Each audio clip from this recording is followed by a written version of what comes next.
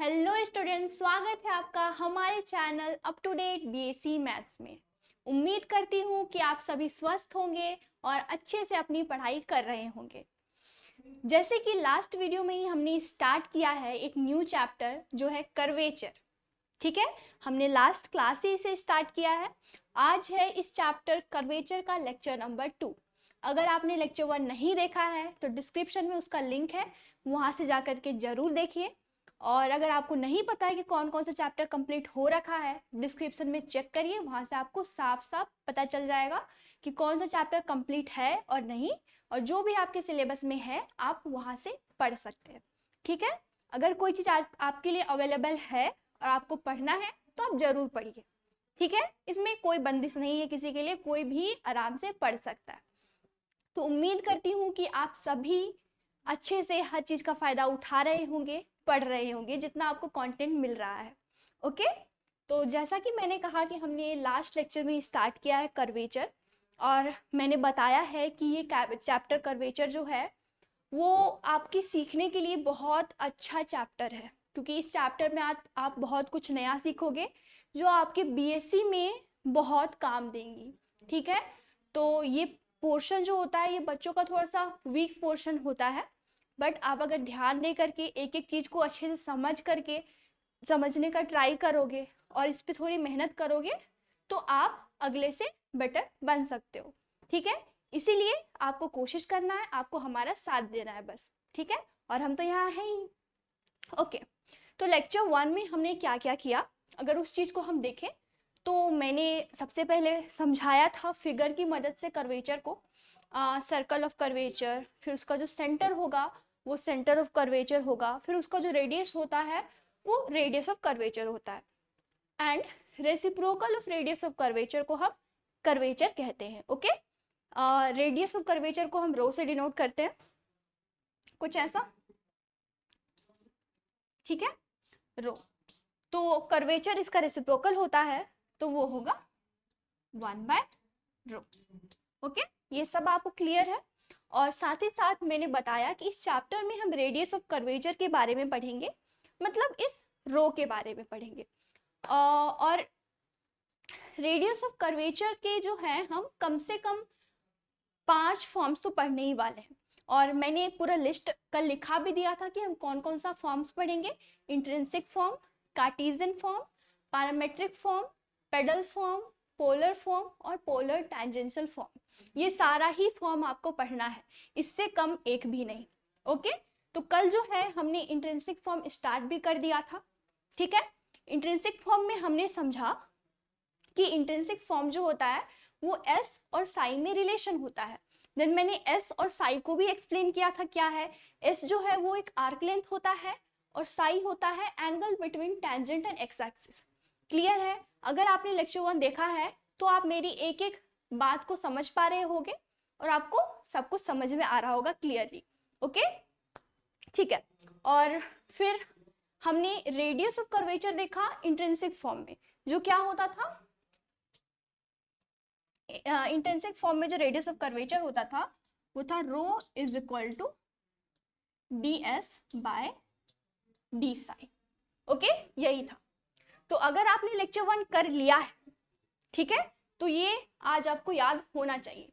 ये नहीं कि कल हमने क्वेश्चन किया और काम खत्म, ऐसा नहीं है। जब आप कुछ कोई चीज पढ़ते हो तो उसको कुछ दिन तक दिमाग में रखो, क्योंकि वो परमानेंटली तो दिमाग में नहीं रहेगा, ये सबको पता है, पर कुछ दिन तक दिमाग में रखो, याद रखो, फिर जब वो चीज उड़ जाता है आप वापस से रिवीजन करके उसे परमानेंट बनाओ। ओके, क्योंकि ये सारी चीजें काम आएंगी। तो इस चैप्टर में हमने अभी तक देखा इंट्रिंसिक फॉर्म, जो कि होता है rho is equal to d s by d psi. सबसे पहले तो इसे याद कर लो आप।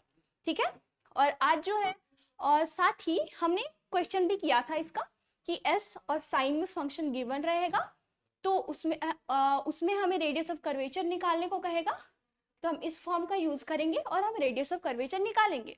कल हमने कुछ क्वेश्चन भी किया था जिससे आपको क्लियर हो गया होगा कि हमें क्वेश्चन में काम कैसे करना है। ओके, तो वैसे ही सेम आज हम कार्टेशियन फॉर्म पढ़ेंगे। ओके, आज हम कार्टेशियन फॉर्म पढ़ेंगे। ये भी अच्छा लगेगा आपको, जैसा इंट्रिंसिक फॉर्म अच्छा लगा ये भी आपको जरूर अच्छा लगेगा। तो आज हम पढ़ने वाले हैं कार्टेशियन फॉर्म। तो स्टार्ट करते हैं हम। तो हम रेडियस ऑफ कर्वेचर पढ़ेंगे इन कार्टेशियन फॉर्म। ओके, तो हेडिंग डाल लो अपना कार्टेशियन फॉर्म।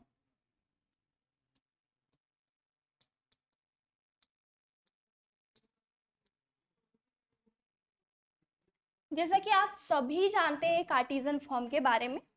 ओके, आप सबको पता है कार्टेशियन फॉर्म कैसा होता है, एक्स और वाई में रिलेशन होता है।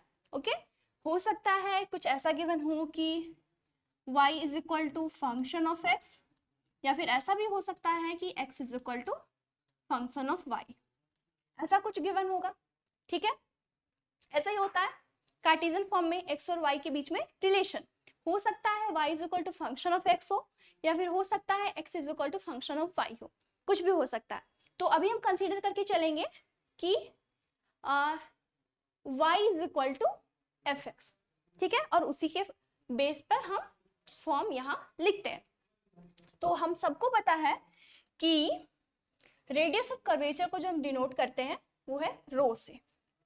तो rho radius of curvature in Cartesian form जो होता है वो मैं लिखा रही हूँ सबसे पहले, वो देखो ध्यान से। वो होता है 1 प्लस y1 स्क्वायर का होल पावर 3/2 बाय y2। आप सबको पता है y1 किसे कह रहे हैं और y2 किसे कह रहे हैं। y1 हम कह रहे हैं dy by d x, y का जो एक बार डेरिवेटिव कर रहे हैं x के रेस्पेक्ट में वो, और y2 मीन्स हम सेकेंड टाइम तक उसका डेरिवेटिव करते हैं, वो होता है y2। तो इसे हम ऐसे भी लिख सकते हैं 1 प्लस dy बाय dx का होल स्क्वायर का whole power 3/2 and divided by y2 means d2y by dx2। अब आपको क्लियर हुआ क्या है कार्टेशियन फॉर्म। तो कार्टेशियन फॉर्म में जब हम रेडियस ऑफ कर्वेचर निकालेंगे, रो का वैल्यू निकालेंगे, तो हम इस फॉर्मूले का यूज करेंगे। ठीक है, हमें कोई फंक्शन गिवन होगा y is equal to f x के टाइप का, तो हमें करना क्या होगा, सबसे पहले हम फर्स्ट डेरिवेटिव निकालेंगे dy बाई डी एक्स, उसके बाद सेकेंड डेरिवेटिव निकालेंगे, देन फिर हम इस फॉर्म में पुट कर देंगे, तो हमें हमारा रो मिल जाएगा, मतलब हमें हमारा आंसर मिल जाएगा। ओके, इतना बात तो क्लियर है। बता रही हूँ एक एक करके सारा कुछ बता रही हूँ, लेकिन पहले ये सुनो। इतना बात एकदम क्लियर है ना कि अगर हमें कार्टेशियन फॉर्म में रेडियस ऑफ कर्वेचर निकालने को बोलेगा तो कौन सा फॉर्मूला हम यूज करेंगे। ये नहीं कि हम इंट्रिंसिक फॉर्म यूज करेंगे, कार्टेशियन फॉर्म के लिए अलग फॉर्मूला है, कार्टेशियन फॉर्म के लिए हम ये यूज करेंगे। और ध्यान रहे क्वेश्चन में ये चीज कभी मेंशन नहीं होता कि आप इस फॉर्म से बनाओ, इस फॉर्म से बनाओ, ऐसा नहीं है। कभी नहीं बोलेगा कि आप इंट्रिंसिक से बनाओ या फिर कार्टेशियन से बनाओ। ठीक है, आपको खुद चेक करना है कि किस फॉर्म से हम बना सकते हैं। जैसे कि क्वेश्चन में x और y में रिलेशन होगा तो हम कार्टेशियन से बनाएंगे, क्वेश्चन में s और साइन में रिलेशन होगा तो हम इंट्रिंसिक में बनाएंगे। ये चीज आपको खुद समझना है। ठीक है, कभी क्वेश्चन में ये चीज मेंशन नहीं होगा, आपको खुद समझना है कि हम किस फॉर्म का यूज करें। ओके, तो एक काम करती हूँ कि कार्टेशियन फॉर्म का ये वाला जो फॉर्मूला है, ये फॉर्मूला कैसे आ रहा है मैं एक बार आपको बता देती हूँ, ताकि आपको याद रखने में और भी ज्यादा आसानी हो। ठीक है, एक बार बता देते हैं कि वो आता कैसे। ओके, ठीक है, वो हम नेक्स्ट पेज पे बनाएंगे। जैसे कि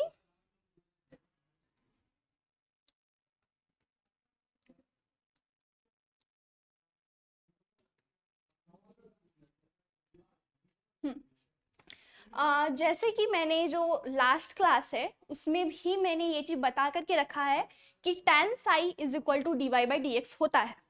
मैंने बताया था, याद करो, मैं इस साइड पे एक्सप्लेन कर रही थी, तो मैंने क्या बताया था कि tan psi is equal to d y by d x होता है, ये मैंने बताया था। ठीक है, आप सभी मानते हो कि मैंने ये बात बताया था, है ना। ठीक है, तो फिर अब हम क्या करेंगे, ये हमें कुछ ऐसा गिवन है, तो इसके बाद हम क्या करें। अब बात वही है, क्योंकि हमें उस फॉर्म तक पहुंचना है। लेकिन दिमाग में आपकी एक चीज रहना चाहिए कि हम रो निकाल रहे हैं। क्या निकाल रहे हैं? रो, रेडियस ऑफ कर्वेचर। ठीक है, मैं कुछ लाइंस करती हूँ, फिर मैं बताती हूँ कि मैंने क्यों किया। ध्यान से देखो। अब हम इसे, तो अब हम इस, क्योंकि हमें ये चीज गिवन है, सॉरी गिवन नहीं है, ये चीज हम जानते हैं।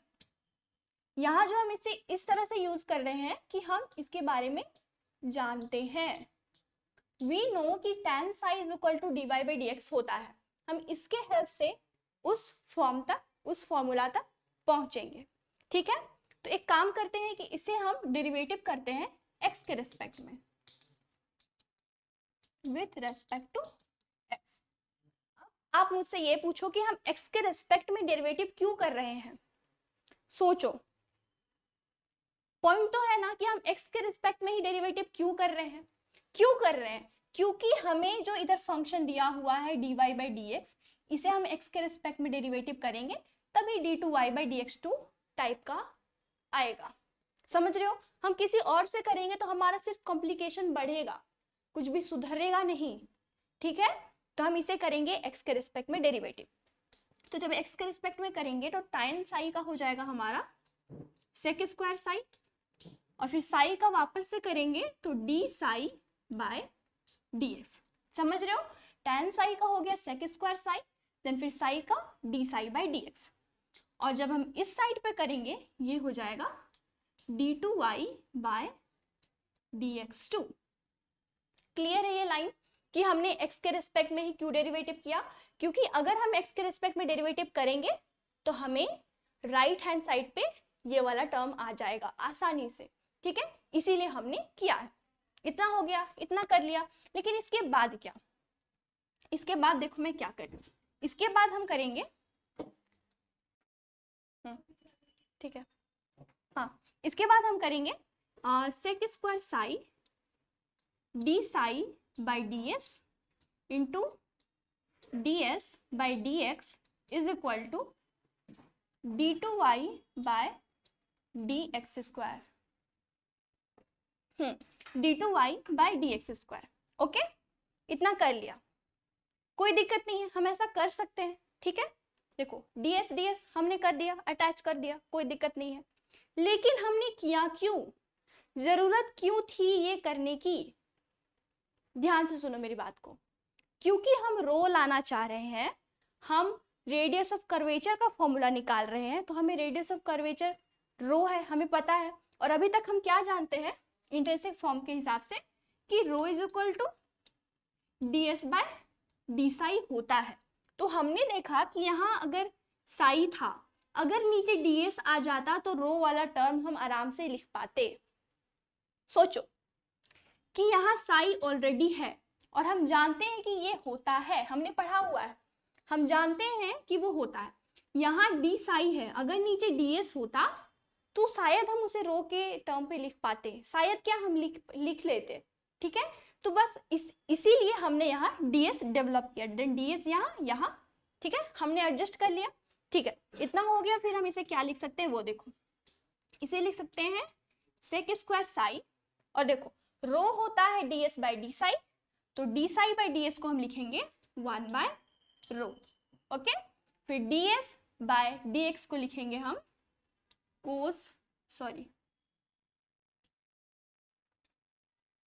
1 बाय कोस साई। लेकिन ये क्यों? अब हमने ds बाई dx को 1 बाय कोस साई क्यों लिख दिया? अगर आप याद करो तो मैंने लास्ट क्लास में जो है मैंने साइन साई का भी यूज किया था और आप लोगों को बताया था कि साइन साई आ कैसे रहा है। अगर आप वही सेम चीज देखो तो आपको समझ में आ जाएगा। देखो मैं फटाफट से इधर तो बता भी देती हूँ। ठीक है, ये चीज मैंने समझा रखा है पिछले क्लास में ही, पर मैं थोड़ा सा बता देती हूँ कि जैसे कि हम यहाँ पे यूज कर ही रहे हैं tan psi is equal to dy by dx होता है। ठीक है, फिर हम इसे लिख सकते हैं sin psi by cos psi is equal to dy by ds by dx by ds। तो यहां से अगर हम इक्वेट करें तो आ रहा है ना cos psi is equal to dx by ds, ठीक है। और यहाँ क्या था ds बाय dx, तो वहां से हमने इसे लिख दिया 1 बाय कोस साई, ठीक है। क्लियर हो रहा है, ये मैंने लास्ट क्लास में ही आपको बताया था, ठीक है। तो अगर आपको पता होगा कि ds बाई dx का वैल्यू उतना होता है तो आप ऑब्वियसली इसे साई के फॉर्म में लिखोगे, क्योंकि नहीं तो फिर तो ये बच जाएगा, समझ रहे हो, ठीक है। तो ये हमने लिख दिया इतना होने के बाद, और इधर तो हमारा ऑलरेडी है d2y बाय dx2, ठीक है। इतना होने के बाद क्या, मैं ये अभी मिटा दे रही हूँ क्योंकि ये मैंने करा रखा है।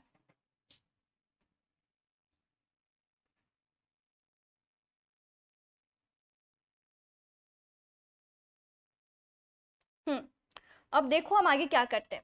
1 बाय कोस को हम सेक लिख सकते हैं, और अगर हम सेक लिखेंगे तो ये सेक क्यूब हो जाएगा, इधर sec cube psi into 1 by rho is equal to d2y by dx2, ठीक है।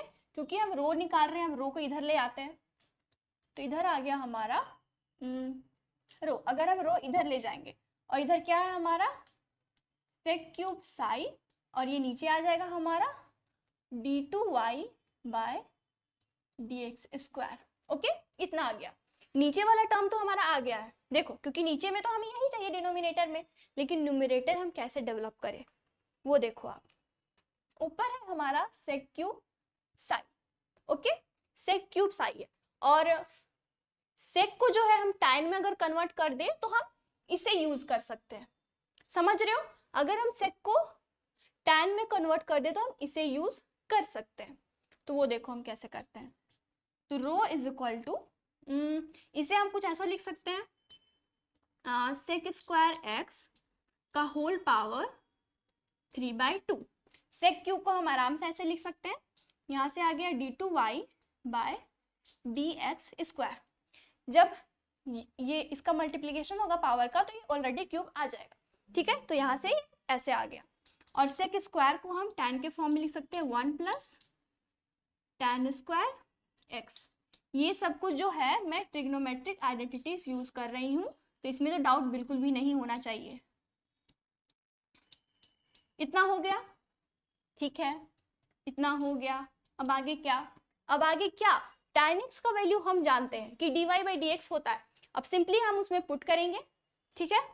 तो ये आ जाएगा 1 प्लस dy बाय dx का होल स्क्वायर का whole power 3/2 by d2y by dx square. अब आप देखो हमारा आंसर आ चुका है, ठीक है। जो हमने फर्स्ट पेज पे जो मैंने फॉर्मूला बताया था वही हमने डिराइव भी कर दिया, ठीक है। देखो कैसे हुआ, हम जानते हैं कि tan psi is equal to dy by dx होता है, फिर हमने उसे x के रिस्पेक्ट में डेरिवेटिव किया इस चीज को डेवलप करने के लिए, क्योंकि ठीक है हम किसी और वेरिएबल से करते तो वो हमारे लिए कॉम्प्लिकेशन बढ़ जाता, ठीक है, वो करना ही नहीं था हमें, तो हमने x के रिस्पेक्ट में किया, फिर d साई बाई dx आ गया, क्योंकि हमें रो भी डेवलप करना है, रो तो हमें लाना ही है, ठीक है। अगर यहाँ डी साई था एस आ जाता तो हमारा काम बन जाता, तो अगर हम चाहते हैं तो कुछ भी कर सकते हैं, तो हम ds ले आए, ओके। फिर इसे हमने 1 बाय रो लिखा, देन फिर ये उसके बाद सिंपली सॉल्व किया। इधर तो कोई कंफ्यूजन होगा ही नहीं, मुझे पता है, और इन छोटी छोटी चीजों में कंफ्यूजन बिल्कुल भी नहीं करना है। ये सारी ट्रिग्नोमेट्रिक आइडेंटिटीज है जो हमने यूज किया है, ठीक है, ठीक है। तो ये पूरा पेज जो है वो आपको अच्छे से क्लियर हो गया होगा। अब कोशिश करो कि इस रिजल्ट को आप दिमाग में बैठा लो, क्योंकि देखो मैं बार बार कहती हूँ कि अगर आप किसी फॉर्मूला को यूज करते हो क्वेश्चंस में तो वो फॉर्मूला आपके दिमाग में होना चाहिए। ये नहीं कि हम पेज पलट पलट कर फॉर्मूला देख देख कर लिख रहे हैं, नहीं, ये बिल्कुल गलत है। पेज पलट पलट कर फॉर्मूला नहीं लिखना है। अगर आप किसी चीज का यूज कर रहे हो, कोई क्वेश्चन बना रहे हो, सारा कॉन्सेप्ट आपके दिमाग में होना चाहिए, ठीक है। ये नहीं कि मैं बाद में कर लूंगा, बाद में कर लूंगी, नहीं, आप अभी याद करो, ठीक है। देखो करना कैसे है, rho is equal to, simply आप ये वाला टर्म याद रखो, rho is equal to 1 plus y1 square का होल पावर 3/2/y2। अगर आप ऐसे याद रखोगे तो आपके लिए याद रखना इजी होगा, और इसका मतलब भी आप जानते हो, इसका मतलब भी आप जानते हो। ठीक है, बहुत ज्यादा हार्ड है नहीं, बहुत आसान है। ठीक है, तो सबसे पहले आंख बंद करके इसे रिपीट करो, माइंड में याद करो, फिर उसी के बाद आगे देखना, क्योंकि आगे अभी हम क्वेश्चन ही करेंगे। ठीक है, तो चलो अब हम करते हैं क्वेश्चन। तो क्वेश्चन होगा आपका first question, find radius of curvature. Question लिखो एकदम फटाफट, आप मेरे से पहले बनाओगे। फाइंड रेडियस ऑफ कर्वेचर, अगर हमारे पे फंक्शन दिया हुआ है y square is equal to 4ax। ठीक है, ये हमें क्वेश्चन गिवन है, और क्लियरली इसमें मेंशन है कि हमें रेडियस ऑफ कर्वेचर निकालना है। का क्या मतलब, रेडियस ऑफ कर्वेचर निकालना है मतलब रो फाइंड करना है हमें। ठीक है, तो यहाँ गिवन है y square is equal to 4ax। और फिर आप कैसे सोचोगे कि ये कौन सा फॉर्म है, हमने तो पहले इंट्रिंसिक भी पढ़ रखा है और हम कार्टेशियन भी पढ़ रहे हैं। ये नहीं कि हम कार्टेशियन पढ़ रहे हैं इसलिए हम कार्टेशियन सॉल्व कर रहे हैं, ये चीज तो बिल्कुल भी दिमाग में लाना मत। ठीक है, हम बेकार कुछ भी काम नहीं करते बिना वजह। देखो ये है relation in x and y, and x and y में रिलेशन है मतलब कार्टेशियन फॉर्म का यूज करना है। मैं बार बार कह रही हूँ, बातों को समझो। ठीक है, तो x और y में रिलेशन है तो हम कार्टेशियन फॉर्म का यूज करेंगे। तो कार्टेशियन फॉर्म का जब हम यूज कर रहे हैं तो हमें पता है कि रो इज इक्वल टू होता है 1 प्लस y1 स्क्वायर का होल पावर 3/2/y2। ओके, तो हमारा काम होगा कि सबसे पहले हम y1 निकालें, फिर हम y2 निकालें, और हमें पता है y1 होता है dy/dx और फिर y2 होता है d2y/dx2। सबको पता है ये बात। ठीक है, चलो ये बात पता है, अब हम स्टार्ट करते हैं। तो सबसे पहले हम y1 निकालेंगे dy/dx। तो हमें जो गिवन है उसे हम डिफरेंशिएट करेंगे x के रेस्पेक्ट में, with respect to x। Okay, तो ये आ जाएगा हमारा y स्क्वायर का आ जाएगा 2y, फिर y का हो जाएगा dy/dx is equal to 4a, x का हो गया 1। ठीक है, क्योंकि देखो हम अभी तक बहुत सारे चैप्टर्स कंप्लीट करके आ चुके हैं, डेरिवेटिव वाले भी हमने कई सारे चैप्टर्स किए हैं, तो आपको इन छोटी चीजों में तो बिल्कुल भी दिक्कत होनी नहीं चाहिए, पहली बात। ठीक है, इसलिए फटाफट मेरे से पहले काम करो।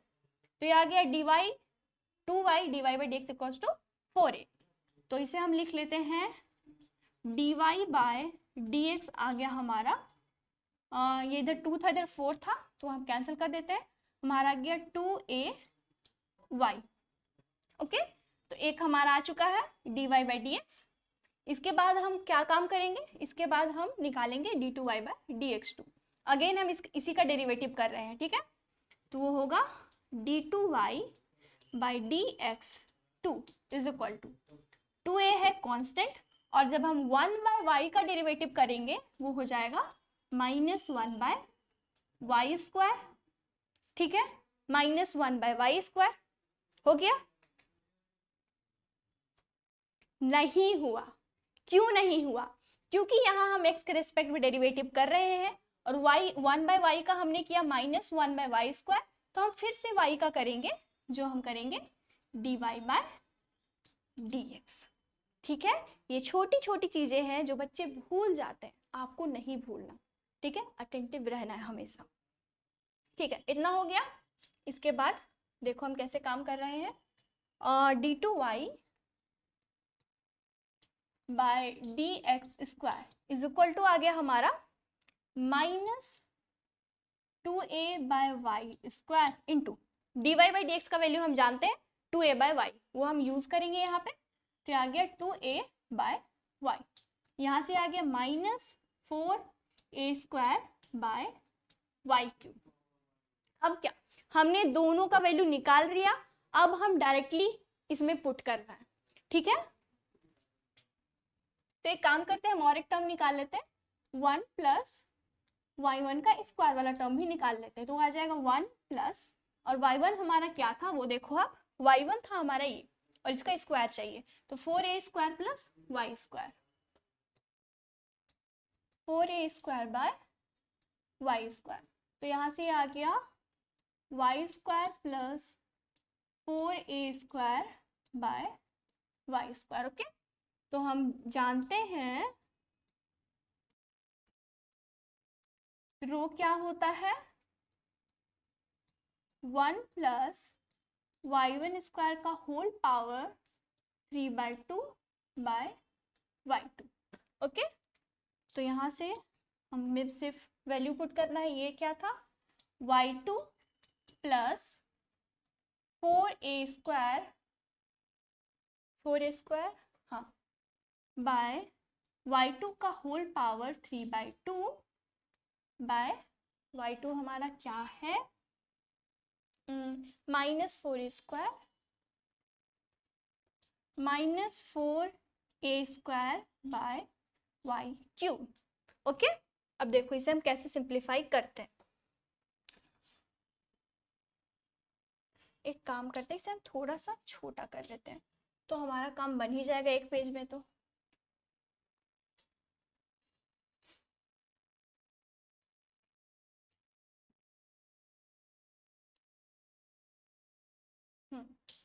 ठीक है, अब देखो इतना होने के बाद रो इज इक्वल टू हम क्या कर सकते हैं, देखो यहाँ पे हो गया y2 प्लस 4a स्क्वायर का होल पावर 3/2, इतना तो है ही, साथ में है 1 बाय y3। देखो ठीक है, अलग कर दिया हमने इसे, तो ये इतना आ गया bye -4a square bye y3।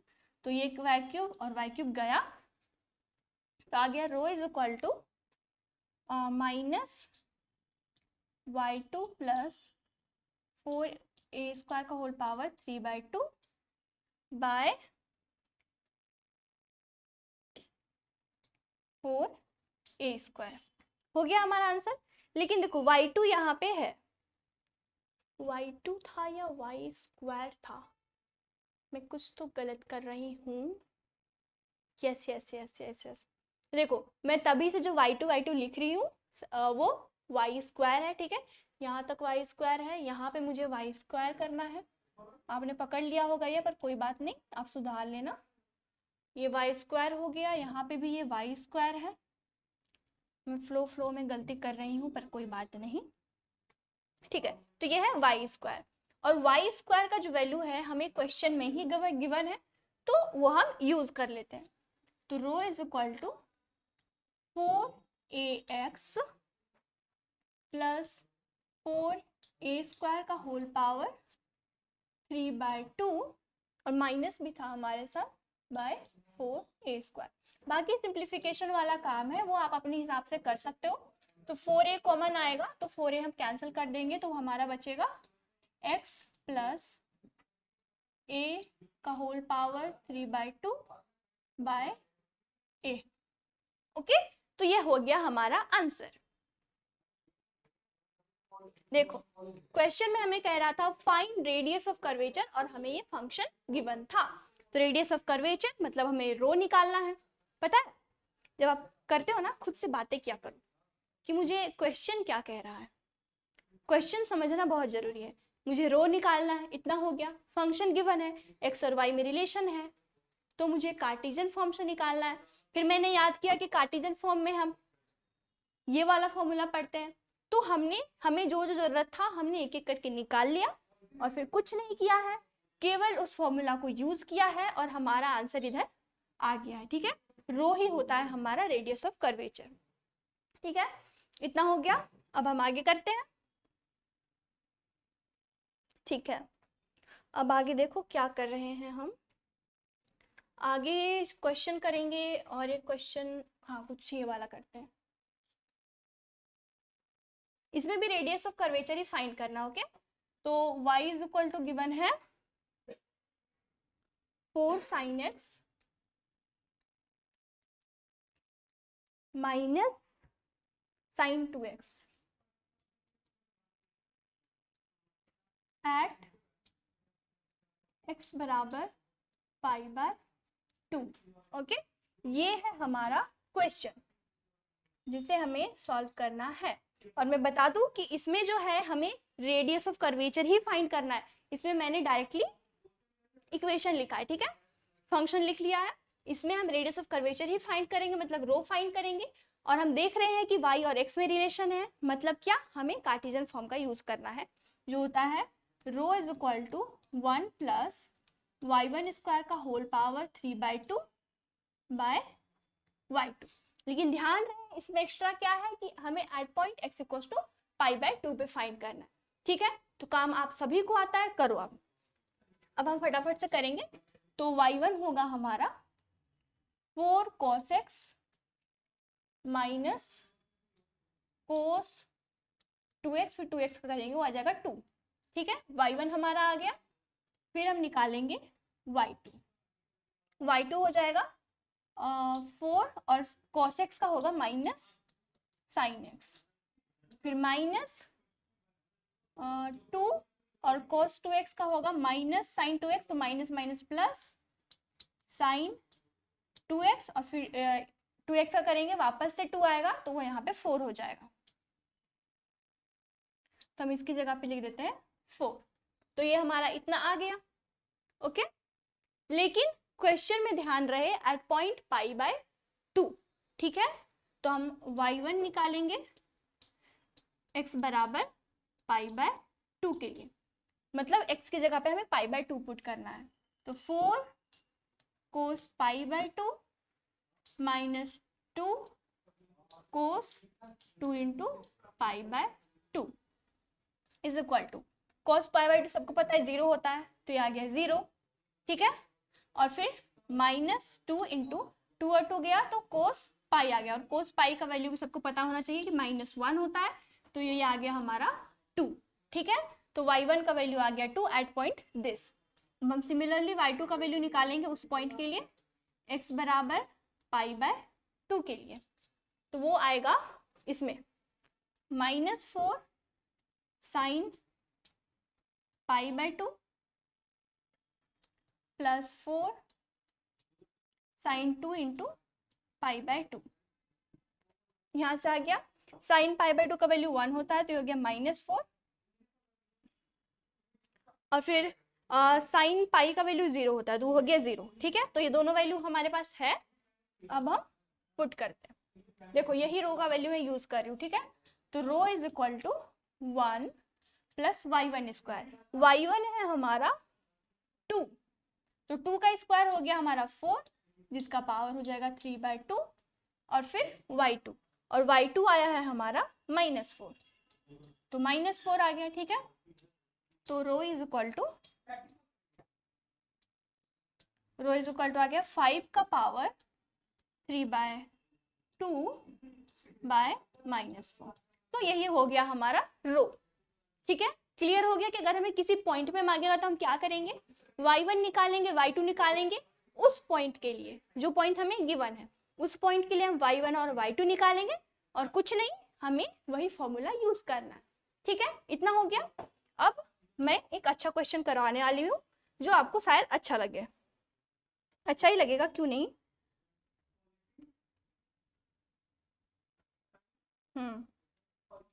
तो क्वेश्चन लिखो, हमारा थर्ड क्वेश्चन होगा ये, find the radius of curvature. Find the radius of curvature of curve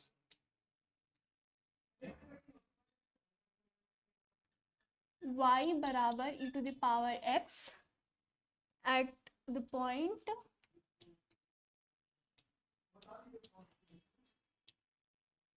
where it cross the y-axis.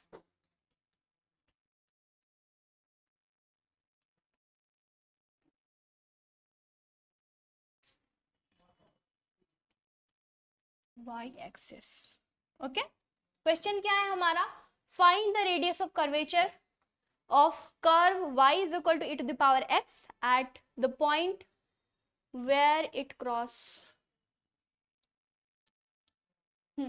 where it cross the y axis. Okay, question समझ रहे हो क्या है?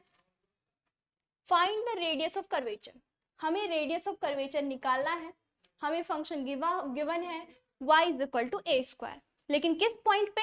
Eight the point where it cross the y axis, जब ये curve y axis को cross करता है, ठीक है? e to the power y is equal to e to the power x कोई कर्व होगा, ठीक है? वो कर्व जिस पॉइंट पर y एक्सिस को क्रॉस कर रहा है उस पॉइंट पे हमें चाहिए रेडियस ऑफ कर्वेचर, ठीक है? इसमें हमें क्लियरली पॉइंट गिवन नहीं है कि आप इस पॉइंट पर निकालो, हमें हिंट गिवन है कि जब वो y एक्सिस को क्रॉस कर रहा है तो आप इसका रेडियस ऑफ कर्वेचर निकालो, ठीक है? देखो कैसे करना, y is equal to e to the power x तो दिया ही हुआ है, क्योंकि ये कर्व जो है y एक्सिस को क्रॉस कर रहा है, ठीक है? मान लेते हैं कहीं भी क्रॉस करेगा, y एक्सिस को क्रॉस करेगा तो उसका कोऑर्डिनेट कुछ इस टाइप का होगा, इस टाइप का। एग्जांपल के लिए कि 0 टाइप का, मतलब उसका x वाला जो कोऑर्डिनेट है वो हमेशा 0 ही होगा, और y कुछ भी हो सकता है, लेकिन x जो है वो हमेशा 0 होगा, ये हमें पता है, ठीक है? x हमेशा 0 होगा अगर वो y एक्सिस को क्रॉस कर रहा है तो, समझ रहे हो? क्वेश्चन में हमें गिवन है y एक्सिस को क्रॉस कर रहा है, तो अगर कोई भी कर्व y एक्सिस को क्रॉस कर रहा है, अगर हमें उसका पॉइंट निकालना है, क्योंकि y एक्सिस में जो कोऑर्डिनेट्स होते हैं उसमें x 0 होता है और a कुछ भी हो सकता है, ठीक है? तो इतना क्लियर है कि x 0 होगा, तो हम पुट कर देते हैं, put x is equal to 0, और हम x इक्वल टू 0 पुट करेंगे तो y is equal to e to the power 0 is equal to 1, ठीक है? तो हमारा पॉइंट आ गया,